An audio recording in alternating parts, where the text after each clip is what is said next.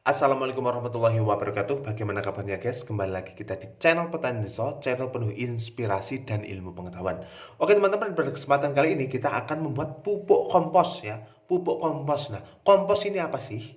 Kompos itu adalah bahan-bahan organik yang kita perlakukan ya. Namanya itu kita dekomposisi ya. Perubahan dari organik menjadi kompos ya, namanya dekomposisi. Nah, di dalamnya kita melibatkan bakteri, kita melibatkan jamur, kita melihat molase. Nah, teman-teman bisa memilih salah satunya. Oke, teman-teman ya. Nah, kompos ini ya secara singkat, kompos ini adalah terdiri dari dua bagian, teman-teman. Yang pertama yaitu kotoran hewan, kemudian yang kedua adalah bahan-bahan organik, teman-teman. Bahan organik. Baik itu hayati ataupun hewani ya, teman-teman ya. Ya, non sintetis. Oke teman-teman, teman-teman sudah tahu ya kompos ini ya. Kompos ini pengganti semua teman-teman ya.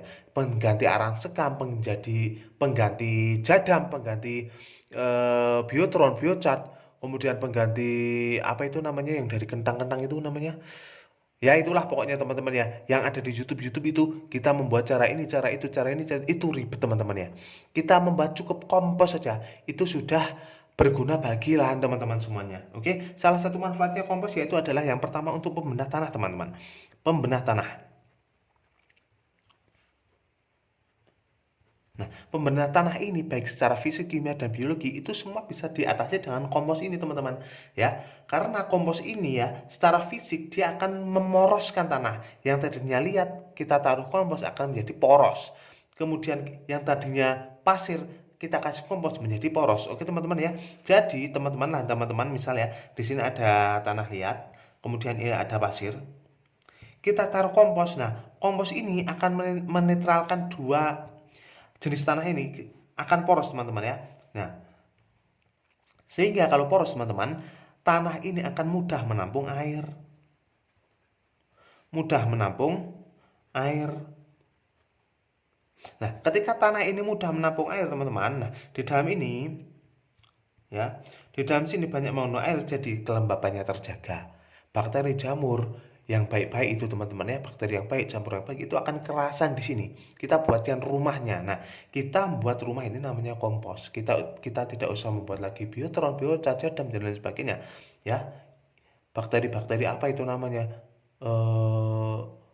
PGPR, kemudian Jakaba dan lain sebagainya ya. Cukup dengan kompos teman-teman. Kita mudah, simple, tidak usah bertele-tele ya teman-teman ya. Mudah, simple, praktis. Oke. Sehingga teman-teman kalau mudah menampung air teman-teman ya. Jadi tanah ini ya, misal ini tanah ini yang ada pupuk komposnya, yang ada komposnya ini teman-teman ya. Teman-teman akan irit penyiraman. Irit penyiraman ya. Jadi kalau teman-teman itu menyiram 1 hari, 2 hari, 3 hari, ini masih tahan teman-teman ya, yang ada komposnya. Tetapi kalau ini tanah kosongan teman-teman, ini tidak apa? Tidak efektif. Karena apa? Karena air yang ada di sini itu mudah sekali hilang. Kalau tanah teman-teman pasir pasti hilang. Kalau tanah-tanah teman-teman lihat pasti akan meluber teman-teman. Jadi tidak efektif ya. Buatlah pupuk kompos semua teratasi. Oke.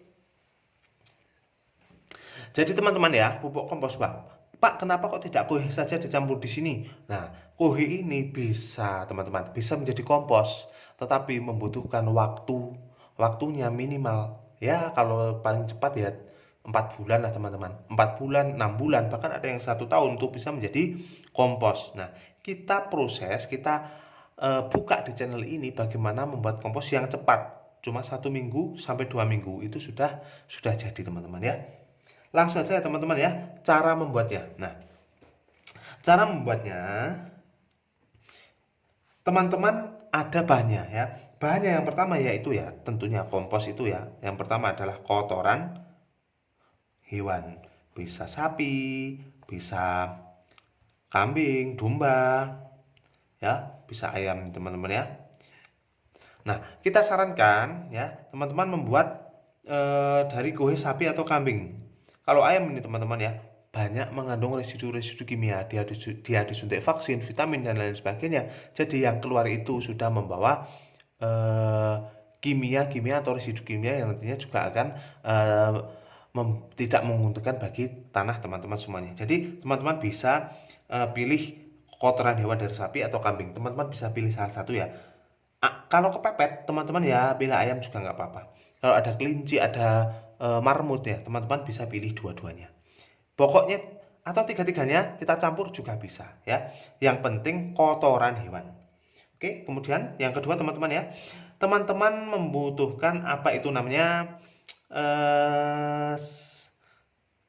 sekam ya, katul. Oke teman-teman ya, sekam. Jadi atau katul ya, atau dedak. Nah, oke ya, katul atau dedak. Oke teman-teman ya, sekam, katul atau dedak itu sama saja ya teman-teman ya.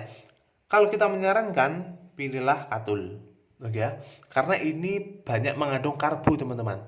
Kalau ini mengandung karbo dan partikelnya sudah digiling ya teman-teman, kecil ya. Jadi bakteri pengurainya itu nanti akan ini menjadi makanannya, oke ya. Kemudian yang ketiga itu ada M4 atau M21 atau molase atau apalagi ya teman-teman ya. Bakteri-bakteri yang teman-teman buat ya, terlanjut buat Jakaba, PGPR dan lain sebagainya itu juga boleh kita gunakan ya. Teman-teman pilih salah satu aja, jangan pilih semuanya ya, boros teman-teman ya. Atau bisa kita ada Agen Cahyati, itu Anfus ya, atau Anfus itu dalamnya ada Trichoderma ya teman-teman ya. Trichoderma atau Gliocaladium. Oke teman-teman ya, yang selanjutnya kemudian kita buat ada tetes ya. Tetes tebu atau gula aren. Nah, ini sebagai pelengkap. Ini sunnah ya teman-teman ya.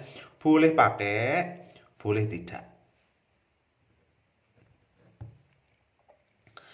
Oke teman-teman ya, itu bahannya. Nah, alatnya ini kan bahan, kemudian ini alat. Nah, alatnya kita butuh cangkul. Kemudian ada gembor, ada terpal. Nah, teman-teman ya, yang perlu diperhatikan, yang terpalnya ini teman-teman, terpalnya ini kita gunakan yang hitam ya, yang hitam. Kenapa hitam ya? Karena cahaya matahari tidak bisa masuk gitu ya. Jadi yang hitam atau yang gelap. Ini kuncinya. Karena apa teman-teman? Bakteri di M4 ini nanti yang akan berperan untuk mengurai adalah bakteri anaerob. Jadi dalam E4 ini ada bakteri yang anaerob, ada yang bakteri yang aerob. Aerob itu udara teman-teman ya. Anaerob tidak membutuhkan udara. Jadi bakteri yang nanti akan mengurai ini adalah bakteri E4 yang sifatnya anaerob. Jadi anaerob sifatnya nanti terpalnya tertutup, rapat, sinar matahari tidak usah masuk. Kan gitu. Oke teman-teman ya. Kemudian yang selanjutnya, teman-teman bisa tambahkan trichoderma. Nah, oke ya teman-teman ya. Trichoderma, EM4, sekam, kohe, dan tetes. Ini teman-teman harus kita gunakan. Oke, lanjutnya kita cara membuatnya ya teman-teman ya. Kita buka lembaran baru ini. Oke teman-teman, cara membuatnya. Kita masuk kepada cara membuatnya ya. Teman-teman ya, yang pertama yang perlu disiapkan, yang paling simpel ya, langkahnya yang paling simpel, teman-teman siapkan lahan ya. Lahan yang kira-kiranya bisa dibagi dua. Misal teman-teman bisa ada lahan 2x1 seperti ini. Oke. Nah, yang dibagi dua, jangan digunakan semuanya. Oke, berarti kita butuh 1 meter. 1 meter. Oke ya teman-teman ya. Nah, kenapa kok tidak semuanya kita bagi dua? Nah, karena nanti untuk pencampuran teman-teman ya, untuk pengadukan. Gitu ya teman-teman ya. Bagi dua, 1 meter, 1 meter gitu ya. Jadi seperti ini teman-teman ya. Langkahnya yang pertama, kohe yang tadi kita sudah siapkan, kita sebar teman-teman. Misal di sini ini lahan ya. Nah, di bawahnya teman-teman, di cara ini kita tidak menggunakan alas apapun. Ini tanah ya teman-teman ya. Tanah. Ini tanah. Oke. Jadi teman-teman bisa membuat kompos ini dengan berbagai cara. Bisa di bawahnya itu ada terpal, di bawahnya ada apa namanya, plester dan lain sebagainya. Nah, ini di channel ini ya, di video kali ini kita membuat alasnya tanah aja teman-teman. Yang paling simpel ya. Langkah yang pertama, kohe ya, kita sebar di sini dengan ketebalan 15 cm. Ya, jangan jangan tinggi-tinggi ya teman-teman ya. Sekitar seginilah. Segini. Satu jengkal ya. Satu jengkal gini. Nah, itu 15 cm. Oke. Setelah kohe disebar, oke, sudah ya. Kemudian yang selanjutnya kita sebar lagi katul. Kita sebar lagi katul di sini. Ya, nggak usah tebal-tebal teman-teman ya. Kita pengiritan aja. Yang penting tertutup semua, tidak ada kohe yang terlihat ya. Katulnya kita sebar aja. Setelah itu teman-teman, ya, siapkan larutan dekomposernya ya, bakteri dekomposernya. Nah, di dalam jerigen 10 liter kita masukkan EM4 ya, kita menggunakan M4 itu 2 atau 3 tutup. Kemudian tetesnya kita tambah 1 tutup. Nah, setelah itu kita campur, kita gemburkan di sini teman-teman. Kita gemburkan di sini. Siram sampai merata ya. Tipis saja, siram tipis saja, jangan terlalu komoh ya teman-teman ya. Oke teman-teman ya. Kemudian ulangi langkah dari yang pertama tadi. Jadi di sini kita tutup lagi menggunakan kohe tadi 15 cm. Kemudian kita tutup menggunakan bekatul. Kemudian kita siram lagi. Kemudian lanjut lagi, tambah lagi, seperti itu ya. Nah, ini misal sudah ya teman-teman ya. Misal teman-teman mau berapa karung lah, terserah teman-teman. Jadi sehabisnya bahan juga boleh, tidak juga boleh. Nah, ini misal tumpuannya ada 10 ya. Ini tumpuan terakhir. Kemudian kita terakhir tuh tambahkan bekatul lagi teman-teman. Kemudian siram lagi. Oke. Seperti itu caranya. Kemudian kita tutup teman-teman. Kita tutup menggunakan terpal. Tutup rapat. Jauhkan dari sinar matahari atau panas matahari ya. Oke, ditutup rapat. Cahaya matahari, hujan tidak bisa masuk. Oke? Pastikan itu. Kemudian setelah itu teman-teman, ditunggu 2, 3, 4, 5, 6, 7 hari, itu di sini akan terasa panas teman-teman. Panasnya itu mencapai 60 derajat. Nah, kondisi panas ini, bakteri yang jahat, bakteri yang baik itu akan mati teman-teman ya. Bakteri yang jahat dan baik itu akan mati. Nah, umur 1 minggu setelah ditutup ini, tutup dibuka teman-teman. Tutup dibuka, kemudian kita campur. Nah, misal kita di sebelah kiri ya teman-teman ya. Kita membuatnya di sebelah kiri, kita campur, taruh di sebelah kanan. Sedikit demi sedikit, seperti mencampur antara semen dan pasir itu teman-teman ya. Kita campur sedikit demi sedikit, campur sedikit demi sedikit ya. Setelah pindah di sini kan kosong ya teman-teman ya. Ini umur 2 minggu, pindah ke sini lagi teman-teman. Oke, kalau masih panas, pindah lagi ke sini 3 minggu. Oke, nah 3 minggu sudah tidak panas. Nah, waktunya trichoderma bermain teman-teman ya. Kalau tidak panas, trichoderma mulai bermain. Jadi pencampuran yang ketiga ya, 2 minggu kok sudah agak angkatnya menurun. Nah, trichoderma bisa masuk teman-teman. Trichoderma bisa masuk. Jadi ketika kita mencampur ya, misal di sini ya, kita campur ke yang sebelah kiri ini sedikit, kemudian kita taburkan trichoderma. Kemudian campur lagi, cangkul sedikit, campurkan trichoderma gitu sampai selesai. Kemudian tutup kembali teman-teman ya. Kemudian tutup lagi, nggak usah rapat-rapat. Tutup lagi, oke. Nah, setelah 3 minggu siap digunakan di lahan teman-teman semuanya. Cirinya yang tadinya panas itu sudah tidak panas lagi ya, sudah adem gitu ya teman-teman. Oke, itu sudah jadi cara membuat kompos tersimpel ya. Jadi kita tidak usah membuat ini itu. Cara membuat kompos paling simpel ya, seperti ini teman-teman ya. Oke. Itu aja, ada beberapa tips ya teman-teman ya. Pertama yaitu kohe ya. Kohenya ya, ini teman-teman tidak boleh terlalu basah. Jadi tidak boleh langsung keluar dari sumbernya ya, dari hewannya itu. Tidak boleh terlalu basah. Kita keringkan dulu. Caranya gimana? Bisa digunakan untuk membuat kompos ini ya, sebelum ditebar ya. Keringkan dulu kalau kohenya basah. Jadi kohe itu teman-teman ya, kalau terlalu basah, kita campurkan abu. Abu dari bakaran itu teman-teman, bakaran kayu, bakaran bahan-bahan yang organik ya teman-teman ya. Kita taburkan di situ. Cirinya gimana kalau sudah bisa digunakan untuk kompos?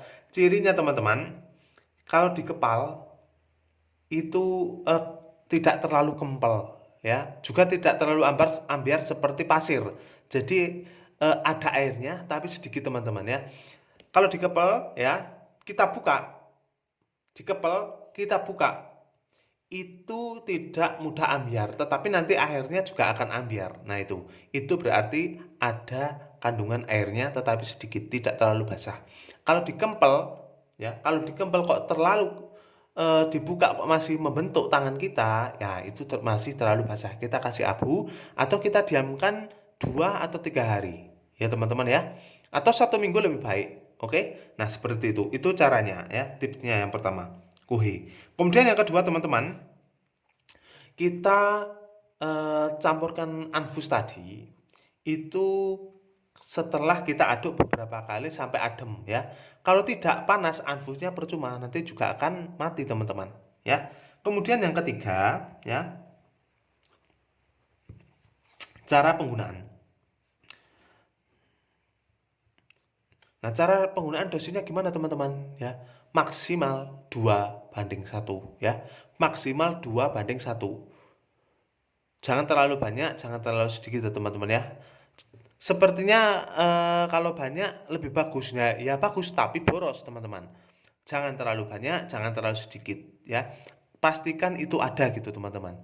Jadi tidak terlalu mendominasi. Jadi warnanya kan nanti hitam. Jadi tidak terlalu mendominasi, tetapi di situ ada. Kalau kita lihat dengan kasat mata ada gitu ya teman-teman ya. Itu. Nah, itu teman-teman besoknya bisa langsung ditanami. Karena apa? Sudah jadi teman-teman. Kalau kompos ini langsung disebar di lahan, nah tunggu 1 bulan, 2 bulan, 3 bulan, bahkan 6 bulan itu bisa kita langsung gunakan. Tapi kalau di bawah 1 bulan kok digunakan, nah itu masih mengandung banyak penyakit ya. Karena apa? Karena belum melalui proses dekomposisi, belum panas. Jadi kalau panas belum mati semuanya. Oke teman-teman ya, itu saja yang dapat kita sampaikan. Semoga bermanfaat. Jangan lupa like, komen, dan subscribe untuk kemajuan channel ini. Bertani mudah, simpel, yang adanya di Petani Desa 95. Kita akhiri. Assalamualaikum warahmatullahi wabarakatuh.